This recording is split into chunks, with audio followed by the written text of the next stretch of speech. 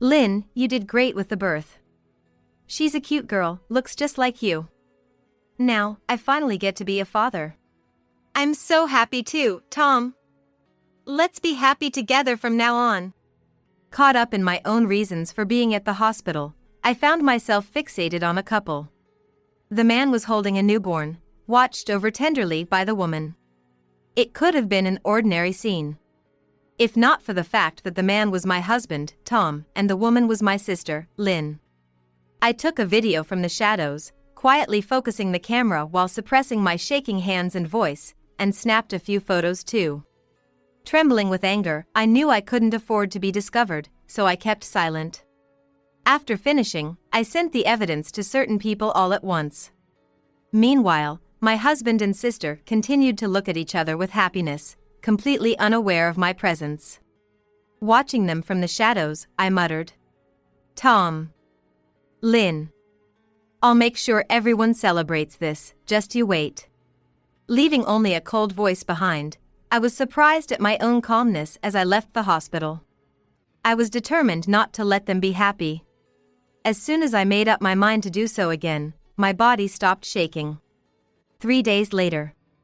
At around 3:30 p.m., Tom finally came home. Suppressing the urge to confront him immediately, I greeted him with an innocent face.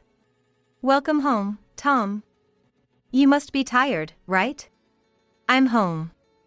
"Yeah, this business trip was tough. It all happened so suddenly." He sighed heavily, taking off his tie and removing his slightly wrinkled black suit jacket. I took it and hung up as usual, not forgetting to flash him my best smile. "More importantly, I'm really sorry for bailing on our anniversary. I'll make it up to you. It's a special day for us, after all." My husband looked remorseful, lying perfectly. I knew the truth, there was no business trip. He canceled our anniversary to meet my sister. He obviously didn't know I was aware of. Despite being fed up with his lies, I knew I needed to bide my time for the sake of getting back at them properly. "It's okay. You were working, after all. You're working hard for our family. I won't complain. Besides, standing around won't get you rested. Dinner's ready, so come on in." I was quite impressed with my own acting, treating him as if nothing was wrong. Completely fooled, he relaxed and followed me into the living room, showing a relieved smile. When the door opened, my husband, Tom, let out a whoa, which almost made me laugh because it was exactly the reaction I expected. It was no surprise he was shocked. The room was so packed with people you couldn't even see the floor. There were about 30 people in total. The moment Tom opened the door, all eyes were on him. "Tom, you're back. We've been waiting for you.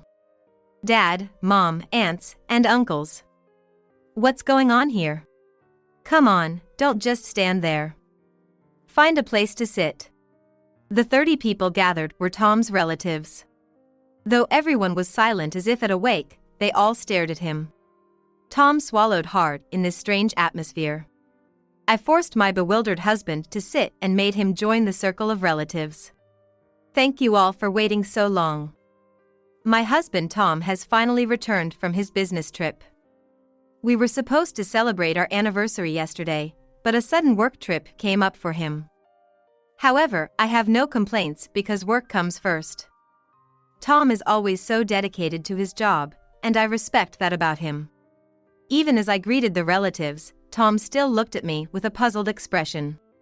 As you all know, Tom works for the construction company run by his father and is making great strides as his successor. Despite his busy schedule, his continuous effort is truly admirable. However, he does have one concern. The relatives remained silent, hanging on my every word. With the compliments, Tom finally began to relax and listen. Like his father chose him as a successor, there will come a time when we have to think about who will take over from Tom. Unfortunately, we do not have any children. I am infertile. Ah. Sympathetic murmurs rose. I smiled at the relatives, acknowledging their concern. Fortunately, Tom has been very supportive of fertility treatments. I wanted to give him a child of our own more than anything, so I immediately started going to a fertility clinic. But what I actually found there was an unbelievable betrayal. The smile faded from my face. I looked at Tom with a cold gaze, and he looked back, confused. Sarah, what's wrong? Why are you looking at me like that? Did I do something? Tom, you weren't really on a business trip, were you? You went to the hospital, right? Near my sister's house, in Sacramento. Mentioning the specific hospital seemed to change his complexion instantly. While I thought how fake his "what did I do" sounded, pointing out the truth made him quickly respond. What are you talking about? I was on a business trip. I told you before I left, to our client in Arizona. So, Arizona.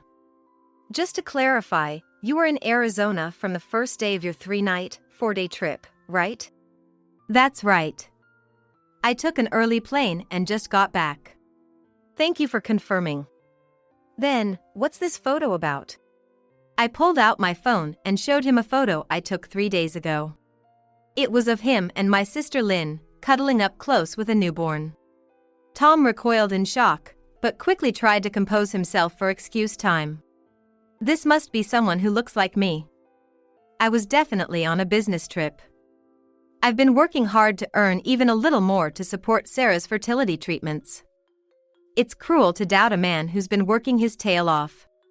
I might be a great actress, but my husband could be a leading man. He fluently laid out his non-existent innocence, appealing to the relatives that he was the victim. Tom has always had a good front. If I didn't have solid evidence, I might have been moved by sentiment and forgiven him. How about we check out this video then? I played the evidence video from another folder. Tom's voice could be heard clearly, talking. Lynn, you did great with the birth. She's a cute girl, looks just like you. Now, I finally get to be a father. Sarah really is worthless, isn't she? Not being able to give me a child of my own. A woman who can't have kids is done for. What did she think we got married for? When the playback ended, Tom's face was as pale as a sick person's. Sweat was beginning to form on his forehead, clearly panicking. While thinking to myself that this is just the beginning, I patted Tom on the shoulder and explained cheerfully. Congratulations on the birth. Surprised to see all the relatives gathered all of a sudden? I called them to celebrate the arrival of the successor. Are you pleased? The relatives, led by the in-laws, all had furious expressions. The sweat on Tom's forehead increased, turning into cold sweat. My husband, who had been so high-minded in thinking I could do nothing, would never have dreamed that he would be trapped. He looked at me with a question mark over his head and pressed on.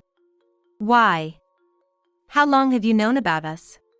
Well, if I have to say, I've been suspicious of you since the beginning of our marriage. You were very kind during our dating period, but after we got married, you started to have more secrets. You were always clutching your phone, even at home. Suddenly, you had more overtime and weekend work. I've been suspicious early on. But at first, there was still some consideration for me. So I didn't confront you or go as far as to investigate. I really loved you, Sarah, though. Yeah, let's just go with that. But any bit of consideration you had vanished the moment you found out I was infertile. That's when I was sure you were cheating. So, when you said you were going on a business trip and left the house, I followed you to the hospital. I had long realized you and Lynn were in a deep relationship. As I finished explaining the sequence of events, Tom was shaking with anger. Apparently done with acting. It's your fault for not being able to have children. He muttered under his breath. The relatives opened their eyes wide in disbelief, bracing themselves against Tom's words. Just like Sarah said, I wanted a son to inherit the business. It's a natural thought for someone in my position. But the wife who's crucial to that can't have children. What choice did I have but to find someone else? Why did it have to be Lynn? If it had been someone I didn't know, maybe I wouldn't have been so resentful. Lynn lived alone and had been estranged from Sarah for a long time. She knew I was married, making it easy to explain the situation quickly. She was the perfect affair partner. Unlike you, she had a nice body. Tom played the victim, blaming me and shamelessly putting me down. I had reached my limit, but even more so, my father-in-law punched the wall with his fist. The impact was so strong, it felt like the house could shake, and Tom's shoulders jerked. "What are you doing, hurting Sarah without apologizing for what you've done? I'm ashamed of having touted you as an excellent successor. It seems I made a mistake in raising you. I'm going to remove you as my successor." "What? But I did it thinking of the company's future. Please, have mercy." Silence. If you can't even protect the closest person to you, your wife, how can you protect the company? A CEO must bear the future of many people. Don't underestimate management. At my father-in-law's words, Tom hung his head and bit his lower lip. He showed no remorse towards my complaints, but was completely defeated by his father's words. In the end, Tom had always taken me lightly. There's no way two unequal people could continue a married life. I sighed inwardly. I managed to get Tom to admit to his affair, and that's enough for today. Talking to you alone won't solve this mess. We'll discuss this again after Lynn is discharged from the hospital. All the relatives turned their eyes to Tom. Their looks were as cold as ice. Tom nodded silently at my words. For a while, I would be living alone at our house, waiting for the day we could talk. I really wanted to resolve the issue as soon as my sister Lynn got discharged from the hospital, but going out with a newborn wasn't possible. Though the baby was born from Tom and Lynn's affair, the baby wasn't to blame, so I decided to wait a bit until things settled down. As for Tom, he's been living with his parents-in-law. He must be feeling like he's sitting on pins and needles. I keep getting nagging messages from him saying, "Do something about it." I haven't replied even once because it's not my problem. 3 months passed, and I invited my sister and Tom, along with my parents-in-law, back to our house. The baby seemed to have a firmer neck, looking quite stable. Lynn appeared a bit more composed, so I thought we could have a proper conversation now. I started by explaining to Lynn what we had discussed at my house last time. Just to summarize the situation, everyone here, including Dad and Mom-in-law, knows about you and Tom having an affair. So, no need for lies or excuses.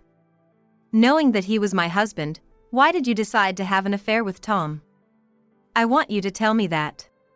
I heard from Tom, but it seems you really know everything. Then, there's no need for me to say anything, is there? Lynn, please answer seriously. It's your fault for not being able to have Tom's child. You just lounge around all day as a housewife, being supported by your husband. And yet, you can't fulfill your husband's desire.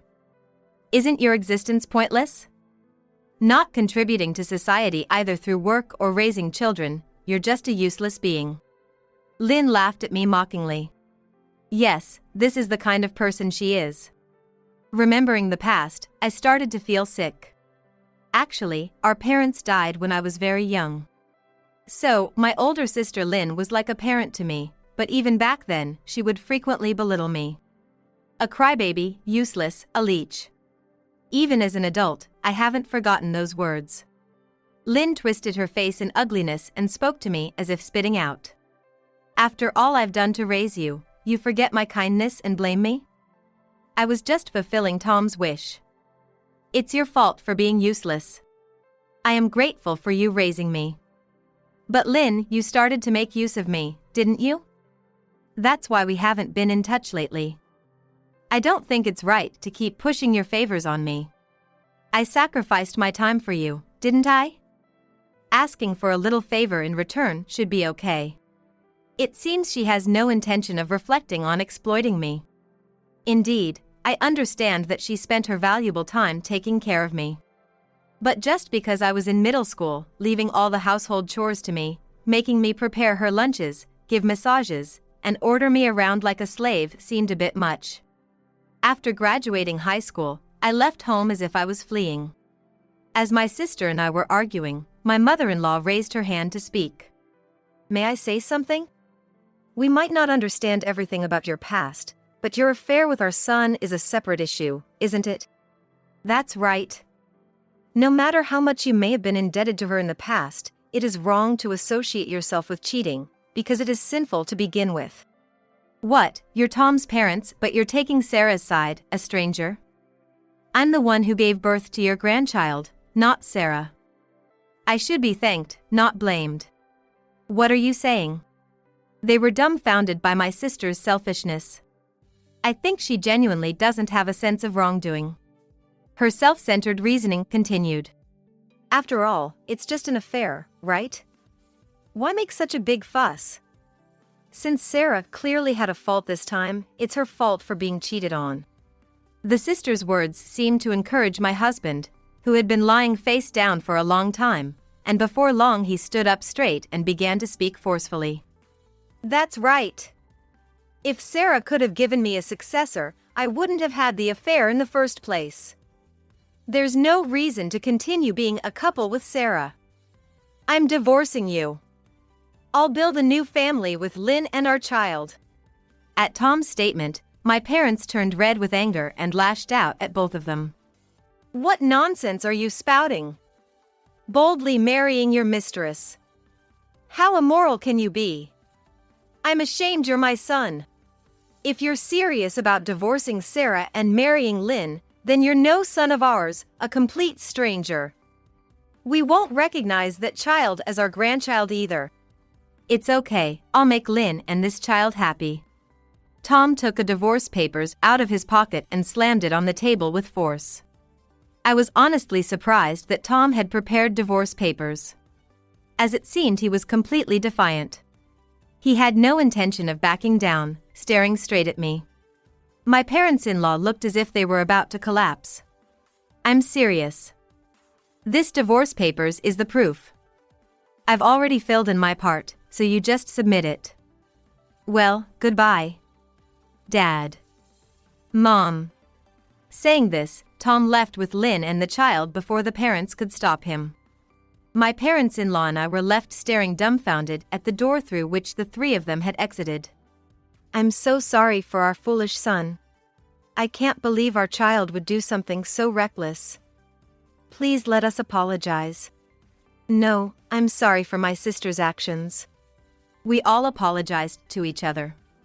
Having a soap opera-like drama unfold within my own family is truly embarrassing, but I have no intention of just looking the other way.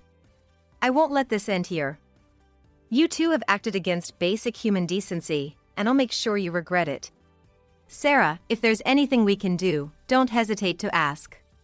That's right, we're on your side. Feel free to lean on us anytime.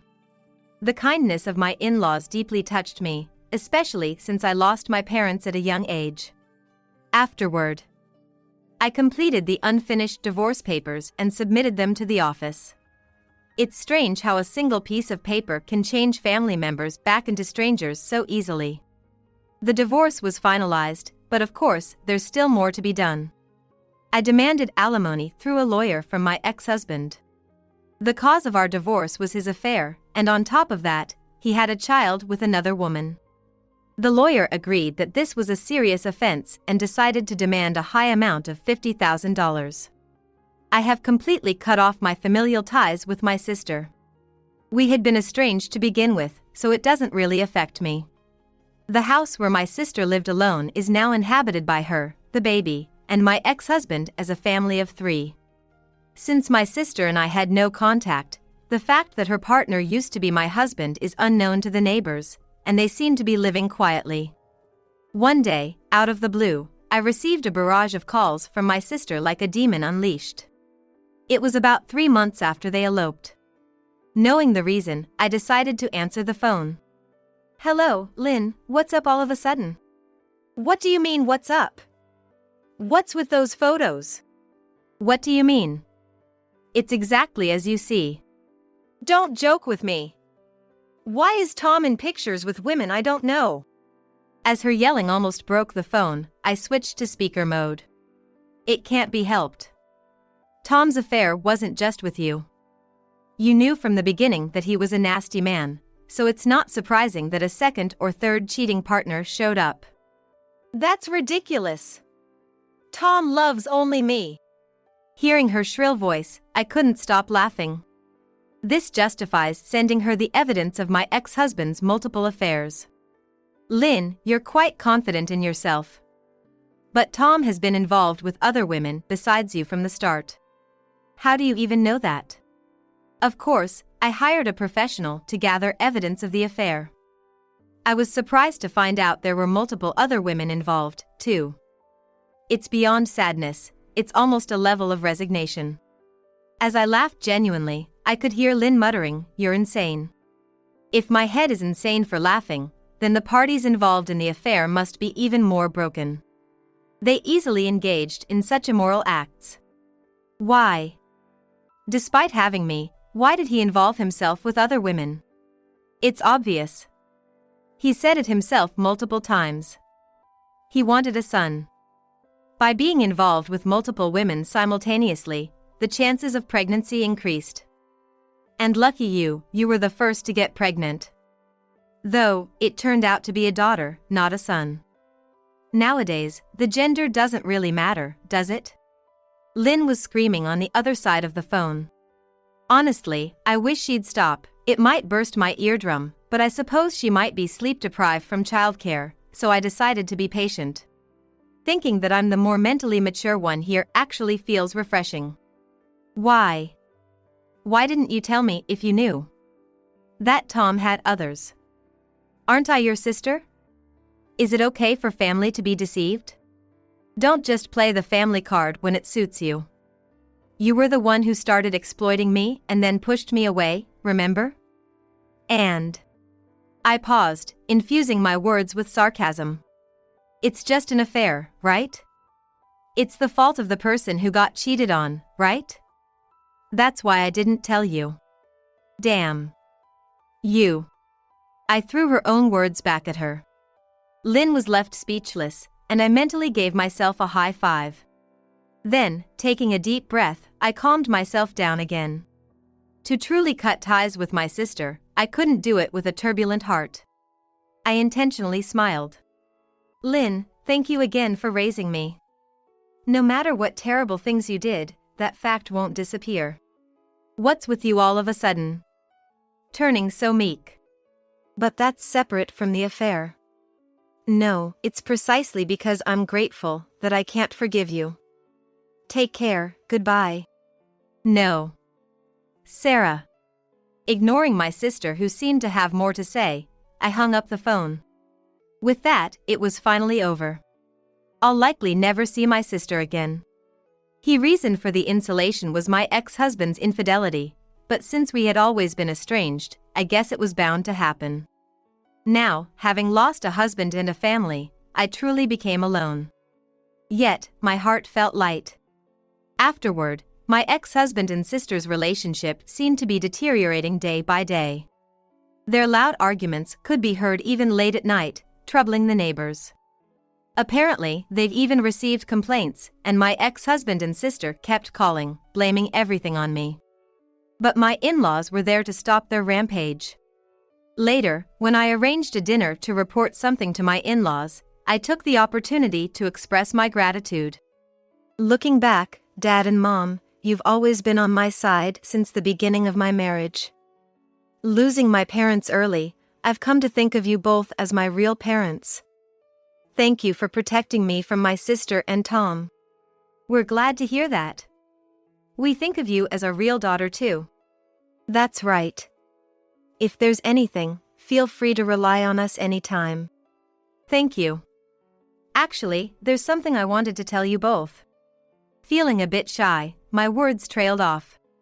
But then I gathered my courage and continued. I've started seeing someone new.